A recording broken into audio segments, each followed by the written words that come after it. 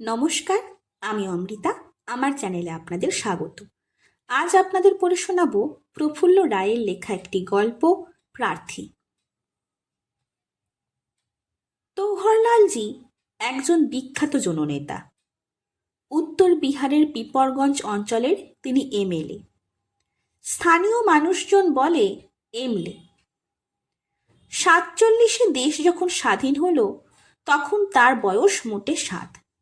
42-এর August আন্দোলন, Rashid Ali day বা বোম্বাইয়ের নৌবিদ্রোহের সময় তৌহরলালজি অবোধ শিশু মাত্র। স্বাধীনতার জন্য যারা জেল খেটেছেন, ফাঁসিতে প্রাণ দিয়েছেন, সুদূর আন্দামানে যাদের নির্বাসনে পাঠানো হয়েছে, মুক্তিযুদ্ধের সেই সব নায়কদের নামের তালিকায় তৌহরলালজিকে খুঁজে পাওয়া যাবে না। তিনি হলেন পোস্ট ইন্ডিপেন্ডেন্স পেট্রিয়ট, অর্থাৎ স্বাধীনতার পরবর্তীকালের দেশপ্রেমী। রাজনীতিটা তার শখ। আসলে তিনি একজন অত্যন্ত সফল ব্যবসাদার। পিপরগঞ্জের 40 মাইলের ভেতর তৌহরলালজির মতো বড় টিম্বার মার্চেন্ট আর নেই। এছাড়া বনস্পতি তেল, scooter, cycle, baby food, kerosene, radio, সেলাই কল থেকে শুরু করে ডিটারজেন্ট পাউডার, গায়ে মাখা সাবান, ছোট পাম্প সেট ইত্যাদি যাবতীয় জিনিসপত্রে তিনি এখানকার একমাত্র ডিলার। এদিকের ছোটখাটো দোকানদারেরা তার কাছ থেকে মাল কিনে নিয়ে বেঁচে থাকে। ব্যবসা বাদ দিলেও তৌহরলালজিরা ল্যান্ডেড অ্যারিস্টোক্র্যাট। স্বনামে এবং বেনামে তাদের যে কত জমি জমা তার হিসেব রাখা মুশকিল। ফিউডাল সিস্টেমের সঙ্গে সুকৌশলে ব্যবসাদারিটা মেশাতে পেরেছেন তৌহরলালজি। ফলে ব্যাংক এবং ঘরের ভারী ভারী প্রকাণ্ড আলমারিগুলোতে টাকার পাহাড়। এত টাকা, এত জমি জমা, এত বড় ব্যবসা, কিন্তু তাতে মান সম্মানটা কোথায়? সামাজিক প্রতিষ্ঠা কতটুকু? এই সব প্রশ্নই একদিন তৌহরলালজিকে রাজনীতির দিকে ঠেলে দেয়। পলিটিক্যাল পাওয়ার হাতে থাকলে সমস্ত এলাকাটা হাতের মুঠোয় চলে আসবে। যার টাকা, বন্দুক এবং লাঠির জোর রয়েছে তার পক্ষে গরিব আনপাড়দের ভোট আদায় করে এমএলএ হওয়া খুব একটা কঠিন ব্যাপার নয়। সুতরাং 10 বছর ধরে তৌহরলালজি পিপরগঞ্জ এলাকার এমএলএ। অঢেল টাকা এবং প্রবল প্রতাপ সত্ত্বেও এটা মানতেই হবে, স্বার্থে ঘা না পড়লে বা কেউ না খোঁচালে তিনি একেবারে মাটির মানুষ। পিপরগঞ্জ শহরের একধারে বিশাল কম্পাউন্ডের ভেতর তৌহরলালজির প্রকাণ্ড তেতলা বাড়ি। ফি রবিবার সকালের দিকে একতলার ঢালা বারান্দায় তিনি আম দরবার বসান। এখানে তার এলাকার সব মানুষের গতিবিধি অবাধ। তারা তার কাছে এদিন তাদের অভাব, অভিযোগ, দুঃখ, কষ্টের কথা জানাতে আসে। এইভাবেই তৌহরলালজি জনসংযোগ করে থাকেন। অন্য সব রবিবারের মতো আজও দরবার বসেছে। বারান্দার এক প্রান্তে ধপধপে ফরাস পাতা, চারিদিকে অনেকগুলো বড় বড় তাকিয়া। উরুর তলায়, বুকে, পিঠে এবং কোমরে 4-5টা তাকিয়া ঠেসে রেখে 1.5 কুইন্টাল ওজনের তৌহরলালজি আজ শোয়া অবস্থায় কাত হয়ে আছেন। তার পরনে ফিনফিনে পাঞ্জাবি আর চোস্ত। সোফা সেট, চেয়ার টেবিল বিশেষ পছন্দ করেন না তৌহরলালজি। ফরাস টরাসে হাত পা ছড়িয়ে তিনি বেশ আরাম বোধ করেন। সব ব্যাপারেই পুরনো ফিউডাল চালটাকে তিনি বজায় রেখেছেন। এই মুহূর্তে তাকে ঘিরে ফরাসে তার কিছু ঘনিষ্ঠ লোকজন বসে আছে। এরা আসলে মোসাহেবের দল। পিপরগঞ্জের মানুষ তাদের সম্বন্ধে যা বলা বলি করে তা হল 5 কুত্তার দল। বারান্দার অন্য প্রান্তে ঢালা শতরঞ্জি পাতা। সেখানে গরিব, গুরবো, আনপড় কিছু মানুষ। এরা প্রার্থীর দল। তৌহরলালজির কাছে কোনো না কোনো আবেদন নিয়ে এসেছে। এদের মধ্যে বসে আছে রাজেশ ঝা। 23-24 বছরের টকবগে তাজা একটি যুবক। পলকহীন সে তৌহরলালজির দিকে তাকিয়ে রয়েছে। একটা মাঝবয়সী কুঁচো ধরনের লোক প্রার্থীদের নাম লিখে তৌহরলালজির কাছে রেখে তার পাশে দাঁড়িয়ে আছে এবং তার হুকুম মতো নম্বর অনুযায়ী এক একজনকে ডাকছে। কামতালাল, চৌধুরী দুসাদ, বজরঙ্গী, মহাদেও, রামনগিন ইত্যাদি। নাম ডাকার সঙ্গে সঙ্গে এক একজন উঠে জোর হাতে সোজা তৌহরলালজির কাছে চলে আসে। মাথাটা শ্বেত পাথরের বারান্দায় ঠেকিয়ে বলে, হুজুর নমস্তে। তারপর আস্তে আস্তে উঠে দাঁড়িয়ে হাত জোর করেই থাকে এবং ওইভাবেই তাদের অভাব অভিযোগের ফিরিস্তি শুনিয়ে যায়। কারো মেয়ের বিয়ে হচ্ছে না টাকার অভাবে, এখন হুজুর যদি কৃপা করে কিছু ব্যবস্থা করেন সে চিরকাল তার কেনা গোলাম হয়ে থাকবে। কারো গায়ে রাস্তা নেই, রাস্তা করে দিতে হবে। কারো পড়শি জোর করে তার জমির গম কেটে নিয়ে গেছে, তাকে হুজুরের শায়েস্তা করতে হবে ইত্যাদি।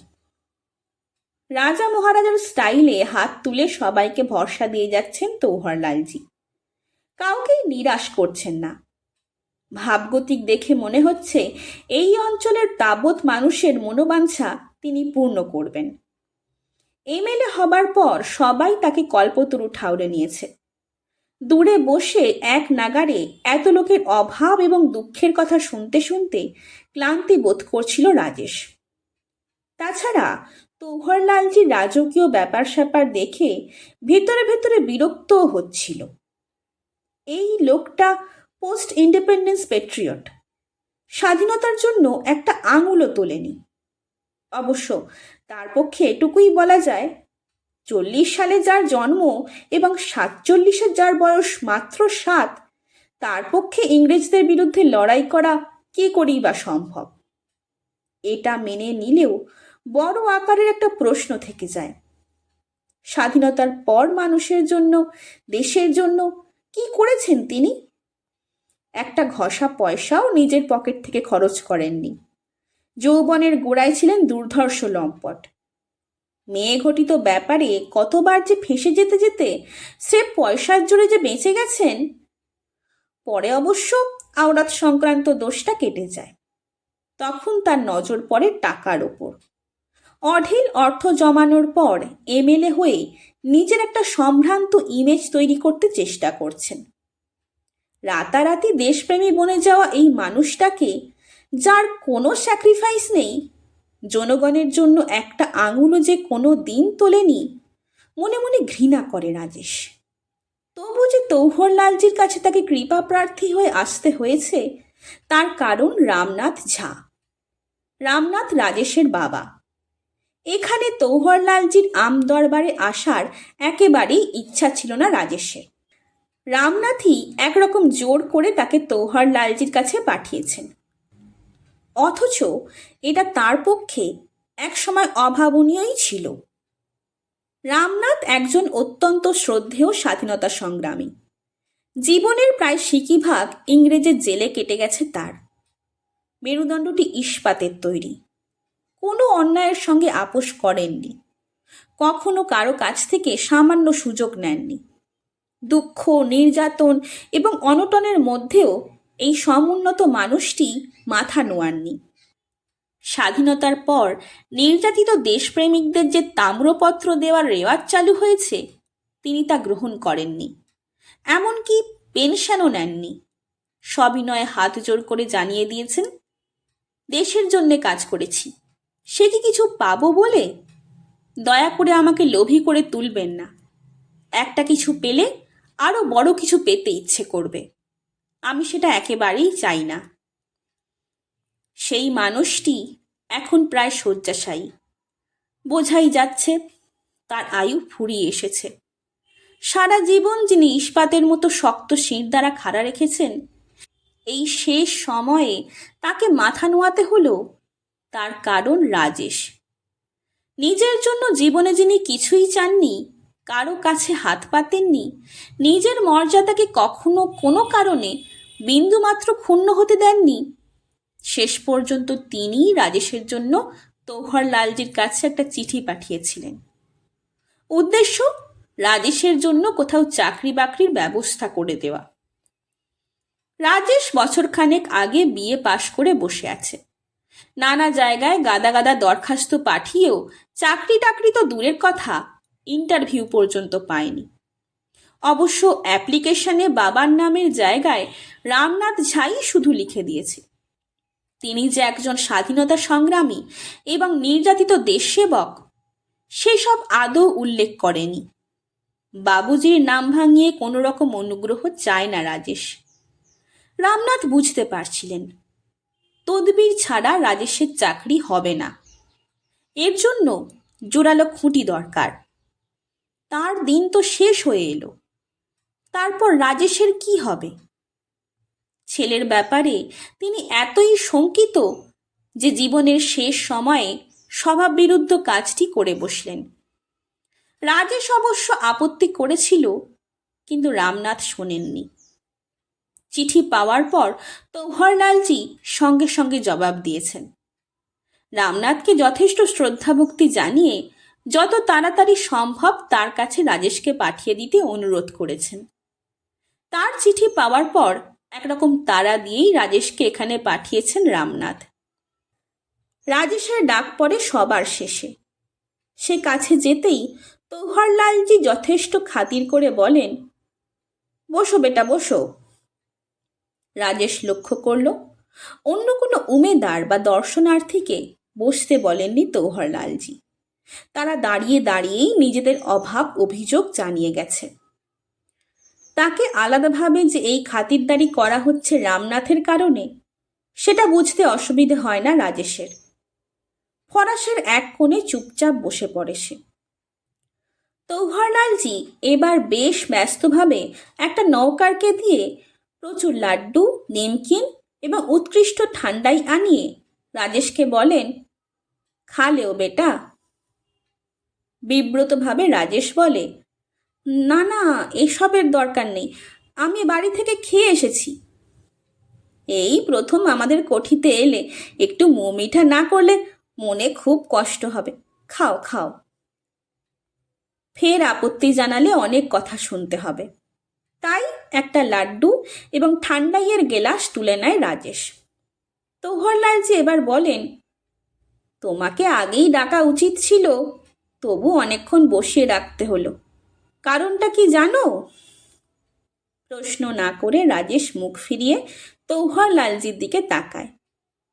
তৌহরলালজি থামেননি, সমানে বলে যান, কারণটা তুমি আমার আপনা আদমি, ওইরু গেরু ভেরুদের সামনে তোমার সঙ্গে কথা বলার ইচ্ছে নেই, সেই জন্যে ওদের বিদায় করে দিলাম। রাজেশ উত্তর দেয় না। কাত হয়ে থাকতে থাকতে এবার ধীরে ধীরে উঠে বসেন তৌহরলালজি।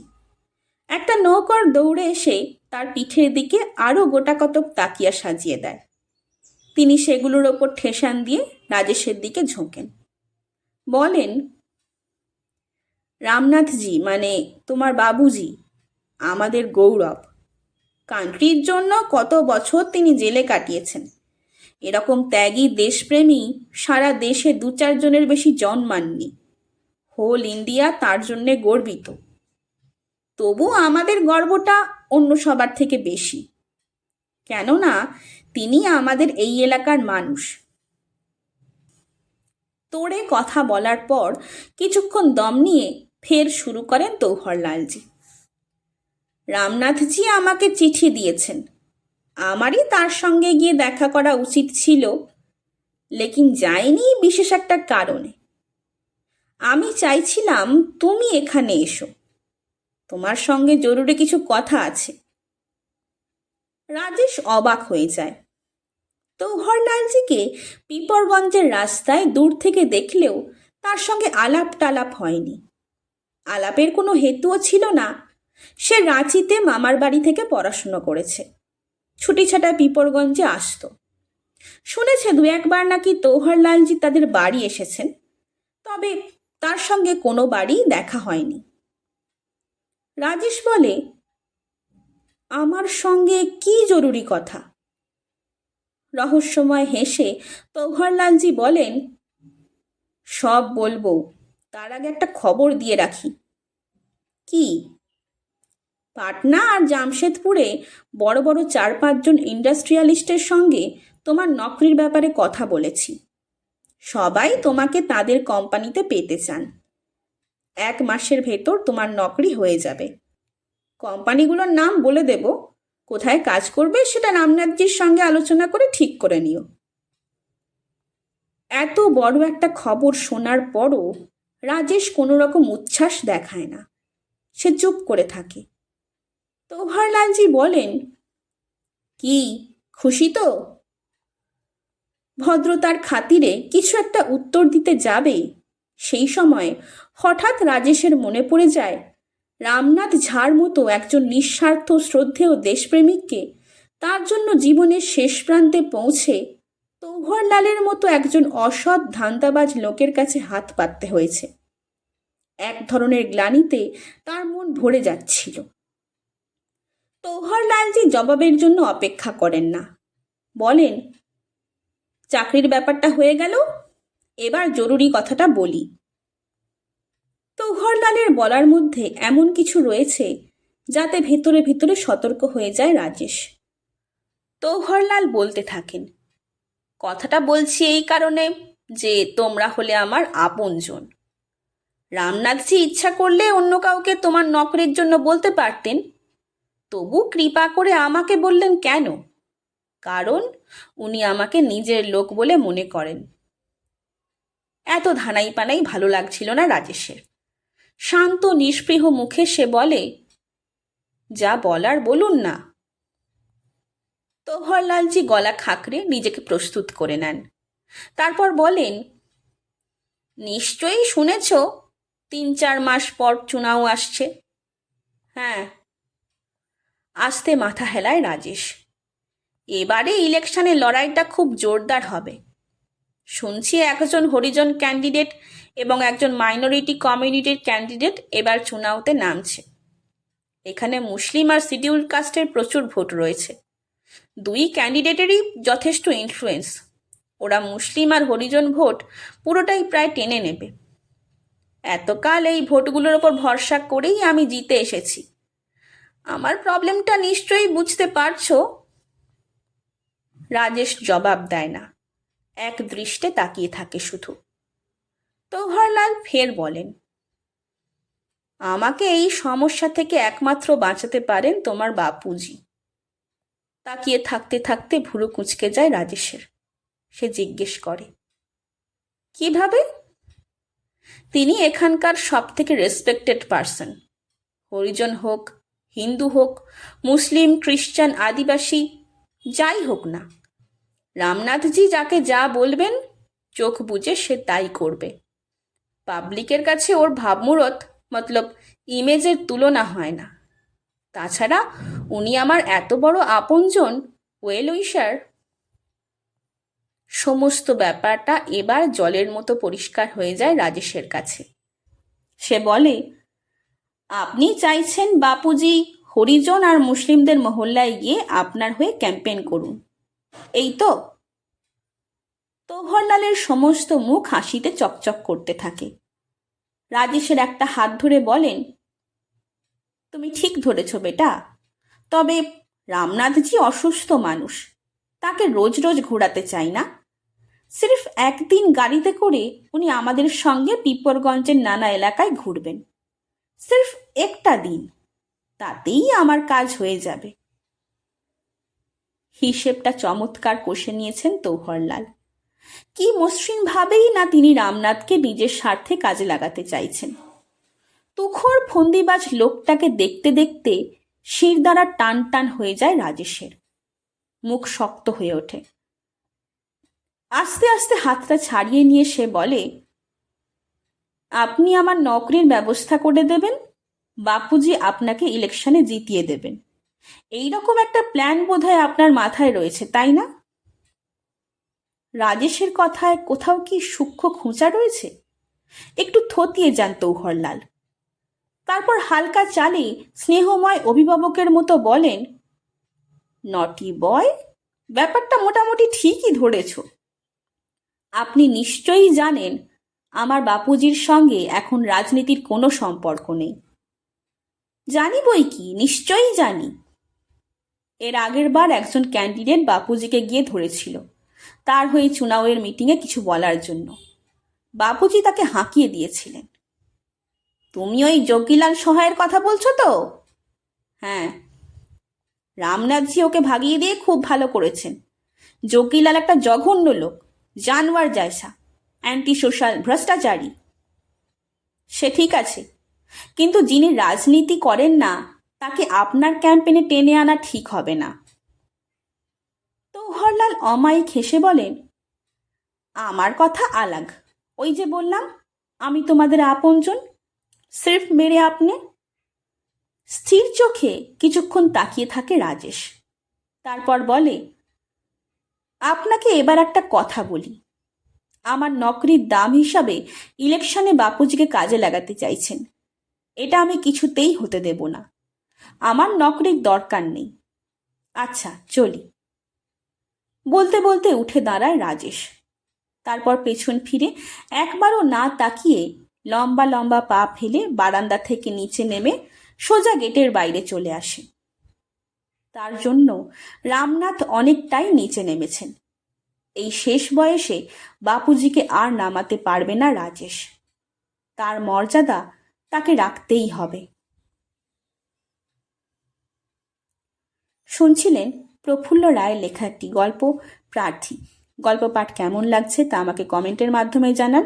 যদি ভালো লাগে তবে লাইক, শেয়ার এবং সাবস্ক্রাইব করে পাশে থাকবেন। ধন্যবাদ। নমস্কার।